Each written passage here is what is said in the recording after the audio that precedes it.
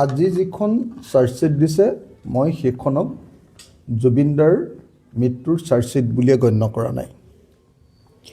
মই ভাবোঁ যে আজিৰ যিখন চাৰ্জশ্বিট দিছে এইখন হ'ল হিমন্ত বিশ্ব শৰ্মাৰ 2026 চনৰ নিৰ্বাচনী প্ৰচাৰৰ এখন ইস্তাহাৰ।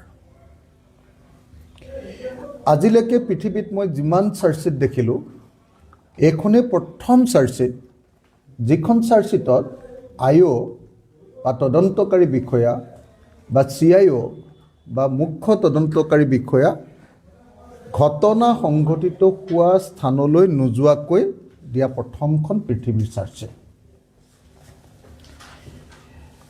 ইয়াত 7,000 পৃষ্ঠাৰ যে আপোনাৰ কাগজ দিছে বুলি কৈছে, 7,000 পৃষ্ঠা আৰু কিমান পৃষ্ঠা কিমান ডকুমেণ্ট দিছে বুলি ক'লে, 3,000 নে কিমান নে 3500 নে কিমান ডকুমেণ্ট দিলে বুলি ক'লে, 3500 ডকুমেণ্ট বুলি ক'লে। এইচব একো ডকুমেণ্ট একো নহয়। মই একদম ক্লিয়াৰলি আপোনালোকক কৈছোঁ যে যি তদন্ত প্লেচ অফ অকাৰেঞ্চ বা য'ত ঘটিছে তালৈ নোযোৱাকৈ কৰা তদন্ত, সেই তদন্তই পৃথিৱীৰ কোনো কেছতে কেতিয়াও কোনো মানুহক ন্যায় দিব নোৱাৰে।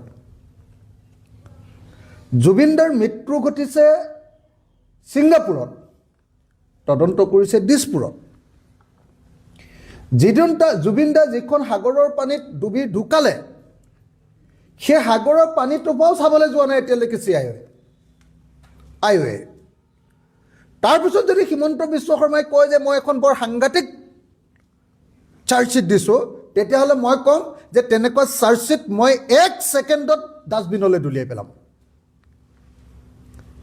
মই বাৰম্বাৰ কৈ আছিলোঁ যে ঠিক আছে, ফাৰ্ষ্ট পেজৰ চাৰ্জশ্বিট এখন দি দিয়া, ইয়াত তোমালোকে মটিভৰ ওপৰত চাৰ্জশ্বিটখন দি আছা যে কিয় হত্যাকাণ্ড হ'ল বুলি আগতে তোমালোকে নিজে ঠিক কৰি ল'লা যে হত্যাকাণ্ড হৈছে বুলি আমি দি দিম, আৰু কিয় হত্যাকাণ্ড হ'ল বুলি তোমালোকে পইচাৰ কেলেংকাৰী এটা বনাই ধুনীয়াকৈ তোমালোকে ঠিক আছে পইচাৰ কেলেংকাৰী হ'ব পাৰে তেনেকুৱা এটা তোমালোকে ডকুমেণ্ট বনাই ইয়াত দি দিছা।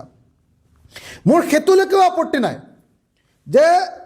যে কি কাৰণে হত্যাকাণ্ড হ'ল তাৰ মটিভটোৰ ওপৰত এখন চাৰ্জশ্বিট দিয়ক, কিন্তু হত্যাকাণ্ডটো কেনেকৈ সংঘটিত হ'ল, কোনে মাৰিলে, তাৰ কি পৰিস্থিতি, তাৰ ওপৰত যদি ষ্টেটমেণ্ট নাথাকে, তাৰ ওপৰত যদি এভিডেঞ্চ তথ্য নাথাকে, আৰু তাৰ ওপৰত যদি ডকুমেণ্ট নাথাকে, দলিল, তেতিয়াহ'লে সেই তদন্ত এটা শূন্যত গদা ঘূৰোৱা এটা তদন্তৰ বাহিৰে আন একো নহয়।